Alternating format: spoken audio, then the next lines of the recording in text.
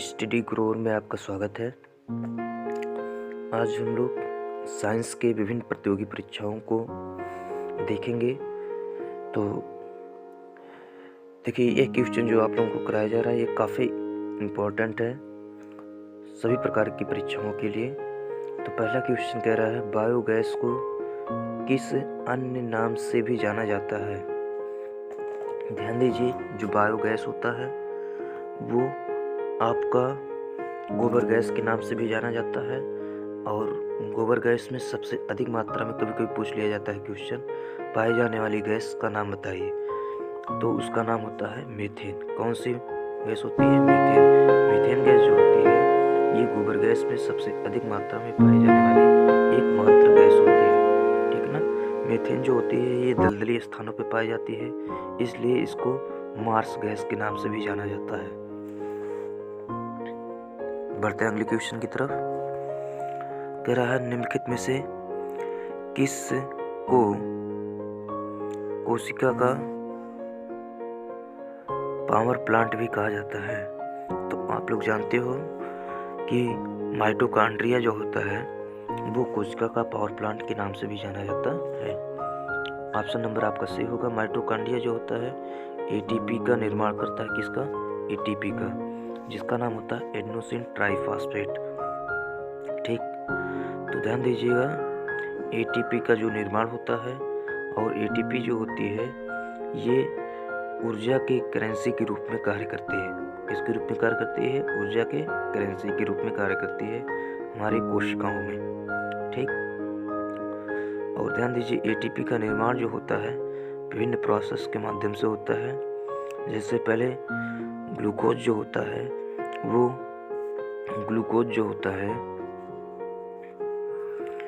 पहले कोशिका द्रव्य में अर्थात साइटोप्लाज्म में जाएगा, और वो पायरुविक एसिड में टूट जाता है। पायरुविक एसिड में टूट जाता है, और इस प्रोसेस को कहते हैं ग्लाइकोलाइसिस। क्या कहते हैं? ग्लाइकोलाइसिस। ठीक, ग्लाइकोलाइसिस को ईएमपी के नाम से भी जाना जाता है। और जब ग्लाइकोलाइसिस की संपूर्ण प्रक्रिया हो जाती है तो क्रेब्स चक्र साइकिल होता है। उस दौरान कार्बन डाइऑक्साइड और एटीपी का निर्माण होता है कुछ, और उसके बाद लास्ट में ईटीएस आता है, इलेक्ट्रॉन ट्रांसपोर्ट सिस्टम आता है, जिसके दौरान जल का निर्माण होता है और साथ ही साथ एटीपी का भी निर्माण होता है। ठीक, बढ़ते अगले क्वेश्चन की तरफ। कह रहा है, फल के पकने का क्या कारण होता है। जो फल पक जाते हैं उसका क्या कारण होता है? सुपोषण होता है, ग्लोबल वार्मिंग होता है, लवणता होता है, जैव आवर्धन होता है। सॉरी, फल नहीं है स्टूडेंट, शैवाल है। शैवाल के फलने का कारण जो होता है वो सुपोषण होता है, अधिक मात्रा में पोषण की उपस्थिति होता है। ठीक,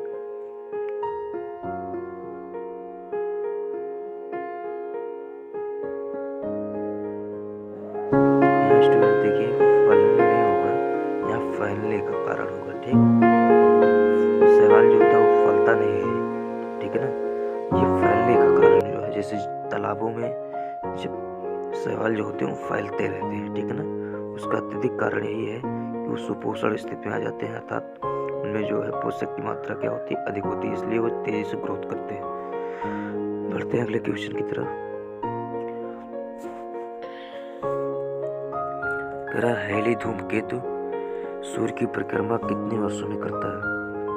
तो हेली धूमकेतु जो होता है ये सूर्य की परिक्रमा 76 वर्षों में करता है। कब करता है? 76 वर्षों में। और हेली धूमकेतु जो होता है ये पुच्छक तारा के भी नाम से भी जाना जाता है, क्योंकि इसमें जो है इसके पीछे जो है पूंछ की तरीके से आकार बन जाती है जब ये दिखाई देता है। बढ़ते अगले क्वेश्चन की तरफ। कह रहा है, सूर्य की किरणों की तीव्रता मापने वाले उपकरण को क्या कहते हैं। जो सूर्य की किरण होती है उसकी जो तीव्रता हम लोग मापते हैं उसको क्या कहा जाता है? कहा जाता है एक्टिनोमीटर, बैरोमीटर, राडार, सोनार। तो ध्यान दीजिएगा,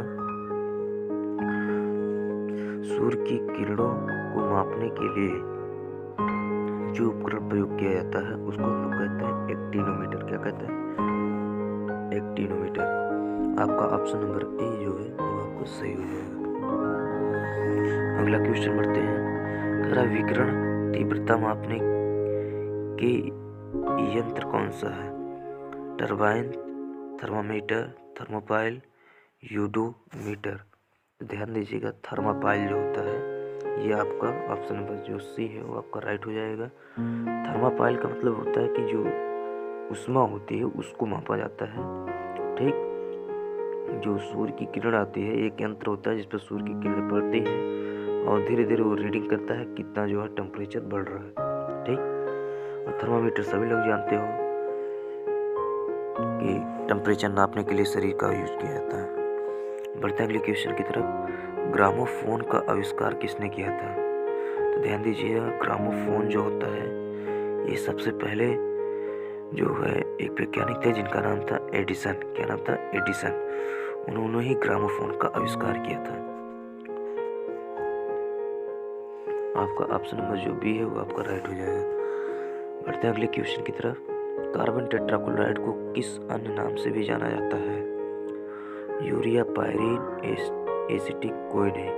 तो कार्बन टेट्राक्लोराइड को जो है पायरीन के नाम से जाना जाता है। इसका सूत्र होता है कार्बन टेट्राक्लोराइड का CCl4, जो कि आपका मीथेन के हैलोजनीकरण के प्रोसेस से बनता है। CCl4 का जो निर्माण होता है वो मीथेन के हैलोजनीकरण के प्रोसेस से होता है।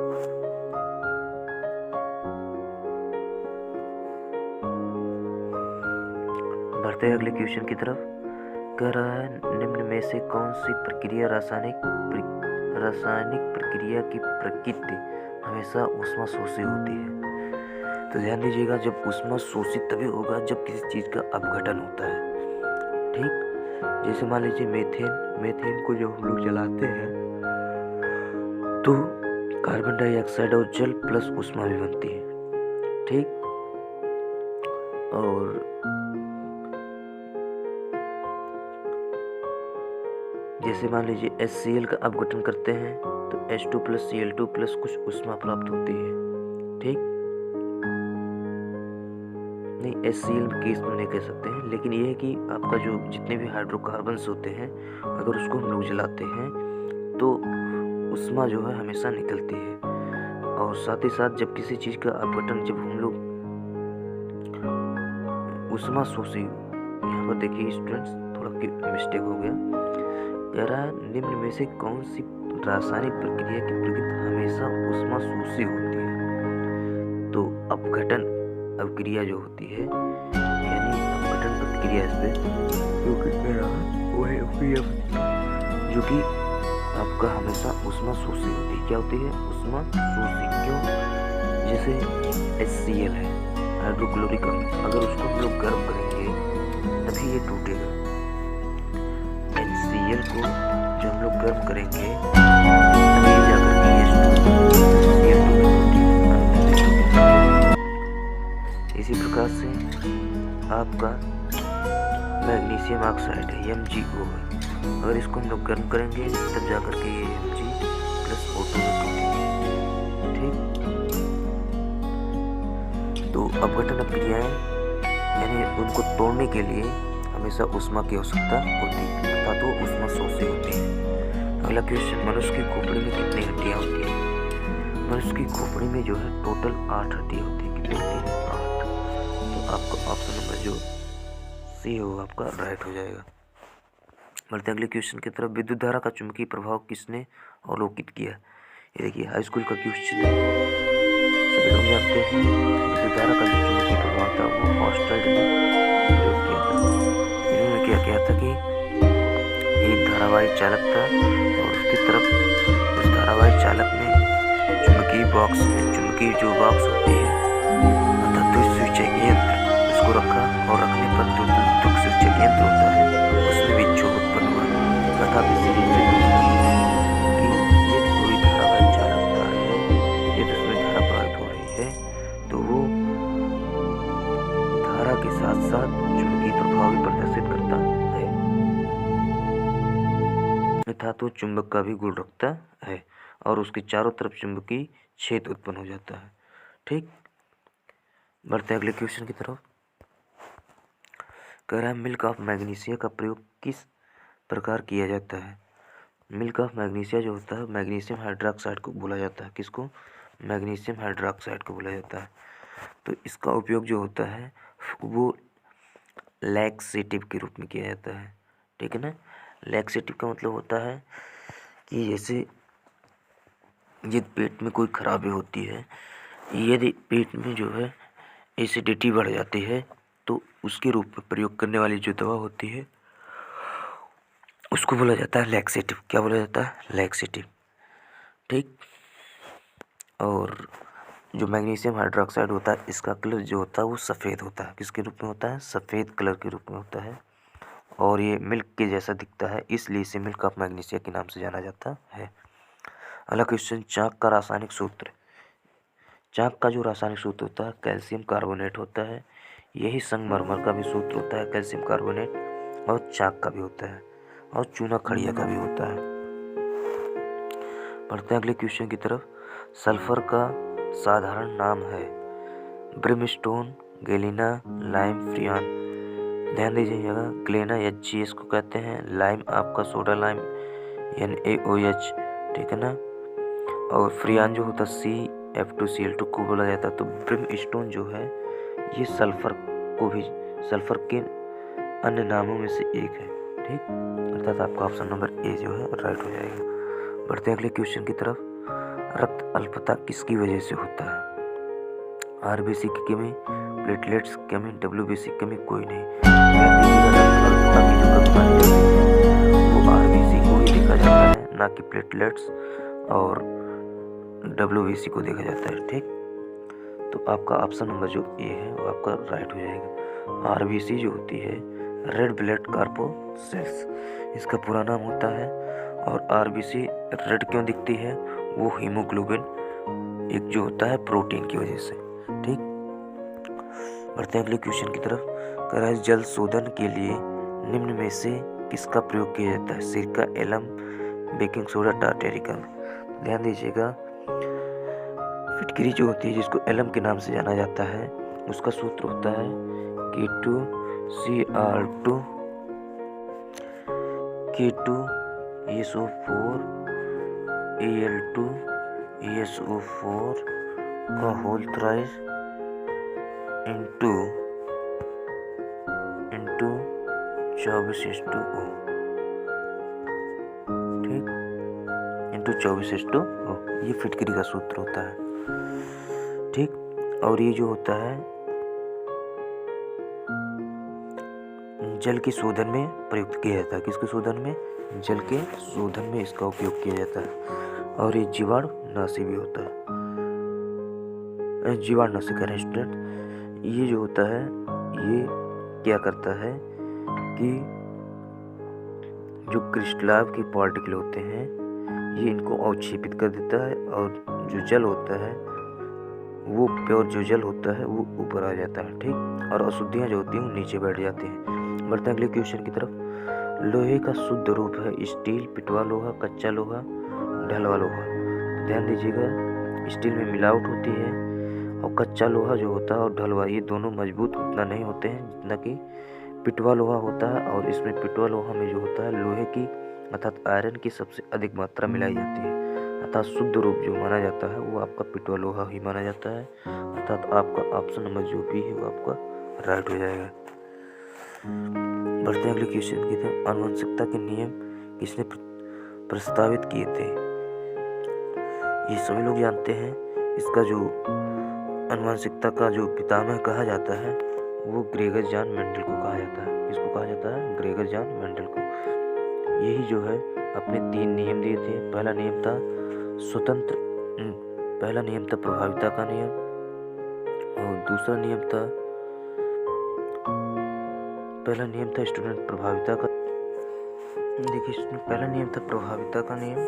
दूसरा नियम यह है कि जो प्रभावी होता है वो अगली पीढ़ी में फिन जो है 1 अनुपात में बढ़ जाते हैं। अर्थात कुछ निश्चित अनुपात में बढ़ जाते हैं, जैसे 1:2:1। ठीक, उसके बाद जो है तीसरा नियम था स्वतंत्र अभ्यूहन का नियम। ठीक, इसमें दो जातियों को मिलाया जाता है, अर्थात दो किस्म की प्रजातियों को आपस में मिलाया जाता है।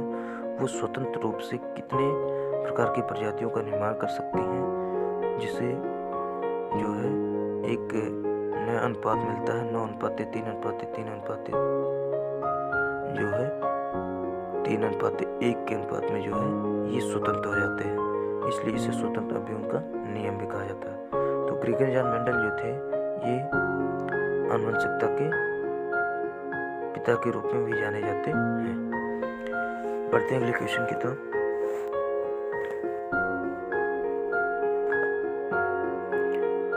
कर रहा है प्रतिरक्षण तकनीक का विकास किसने किया? Faraday, Jenner, Robert Koch, Louis Pasteur. तो प्रतिरक्षण जो तकनीक का विकास था वो आपका प्रतिरक्षण तकनीक का जो विकास था वो आपका रॉबर्ट कोच ने ही किया था। किसने किया था? रॉबर्ट कोच ने ही किया था। ठीक, तो आपका जो ऑप्शन नंबर जो सी है वो आपका सही हो जाएगा। प्रतिरक्षण तकनीक का मतलब होता है कि कोई भी पैथोजन जैसे बैक्टीरिया, वायरस हमारे शरीर में आता है तो उनसे लड़ने के लिए जो वैक्सीन्स वगैरह बनाई जाती हैं, अर्थात उनको मारने के लिए पहले से ही वो प्रतिरक्षण तकनीक में सबसे बड़ा योगदान जो है रॉबर्ट कोच का है। किसका? रॉबर्ट कोच का। बढ़ते हैं अगले क्वेश्चन की तरफ। कह रहा है नाभिकीय रिएक्टर में भारी जल का प्रयोग किसके रूप में किया जाता है? तो भारी जल का जो सूत्र होता है स्टूडेंट्स वो होता है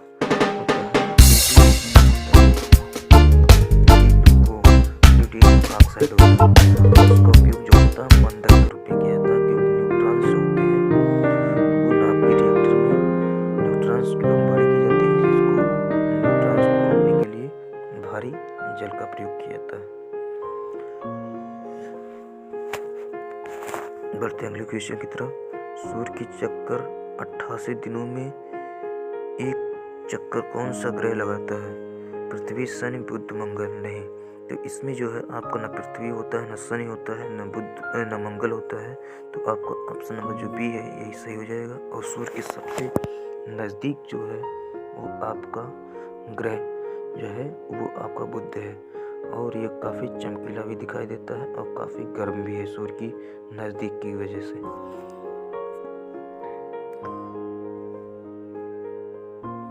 अगला क्वेश्चन स्टूडेंट करा निम्नलिखित में से किसकी परमाणु संख्या क्लोरीन से अधिक होती है?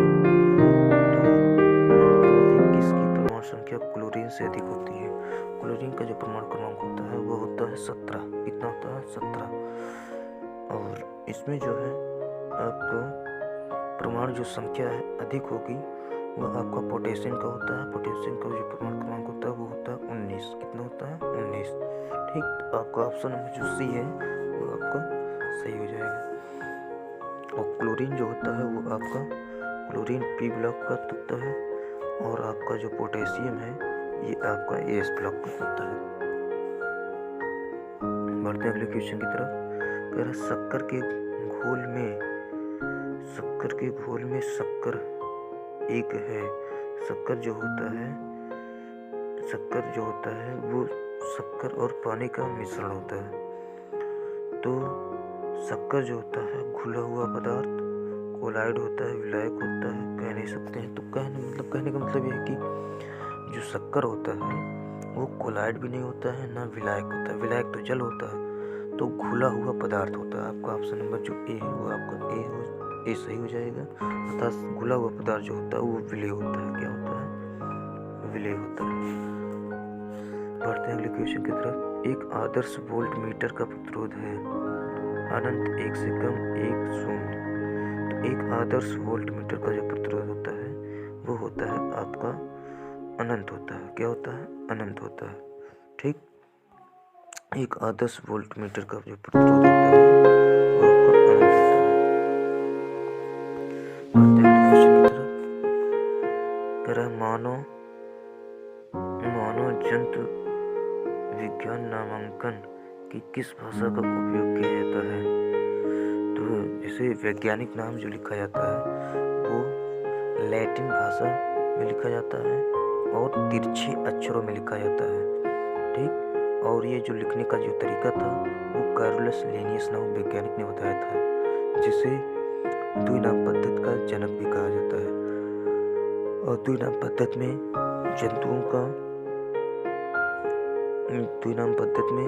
जंतुओं के एक जाति और वंश, दो चीज़ें देखी जाती हैं। एक जात देखा जाता है, एक वंश देखा जाता है।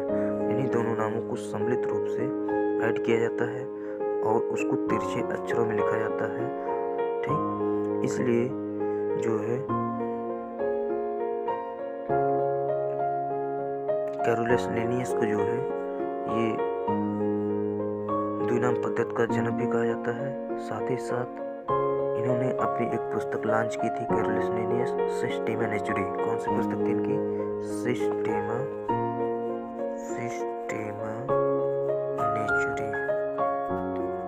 ये किसकी पुस्तक है? किसकी पुस्तक है? कैरोलस लिनियस की है। कैरोलस लिनियस की है।